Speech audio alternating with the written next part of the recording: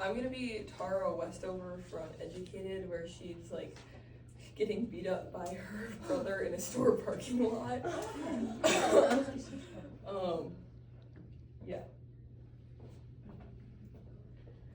The air felt heavy, like it was crushing me. He was yelling again, gripping the steering wheel so tight that his knuckles turned white. This time, it was about how I was wiping dirt off my face before we went into the store. He said I was being disrespectful. Disrespectful? It's disrespectful to want to look like a normal person and not some dirty hobo? At first, it felt like the normal argument, the usual back and forth.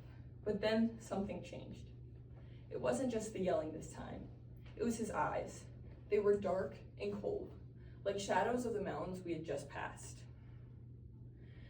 They had that look, you know, the one that said, "You've gone too far." And at that moment, I knew this was anything but a normal argument. I begged Sean to let me stay in the car as he went into the store, but then he spotted Charles, my boyfriend's Jeep, and that was the end of that. He flipped out, which made me start to freak out, wondering what I did wrong and what I could do to fix this. But before I could even come up with something, he jabbed me in the side with his fingers, Without even thinking, I said, "Don't touch me." My heart dropped. What was I doing? Sean was in charge.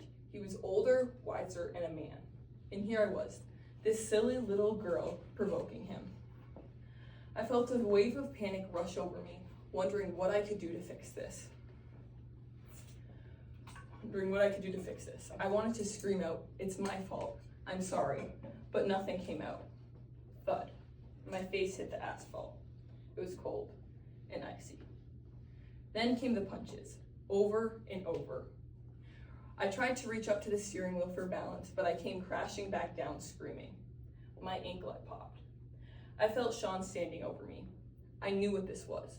I knew what he was doing. He wanted to humiliate me. I began to beg Sean to let me go, but it felt like I was floating outside my own body, listening to a different girl cry for help.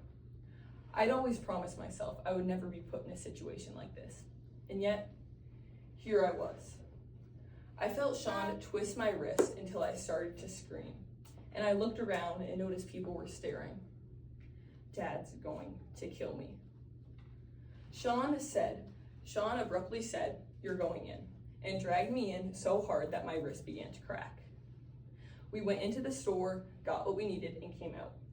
I laughed at everything he said, trying to convince everyone, trying to convince myself that nothing was wrong. In the car ride home, I had a sinking realization. This isn't normal. As we reached the house, I ran up to my room and grabbed my journal, trying to process and write down everything that just happened. But then there was a knock. It was Sean. He walked in like nothing had happened and gave me 2 ice packs, one for my wrist and one for my ankle.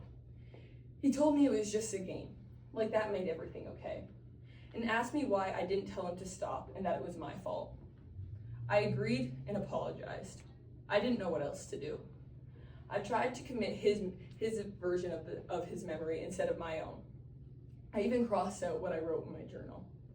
But then there was an image appeared in my mind. It was me, begging, screaming, pleading for him to stop, pleading for him to help me, and he didn't. Then it hit me. Sean was not my protector, not my big brother who was supposed to look out for me, but a psycho. The thing I had been avoiding for so long. I had to leave. I had to get out.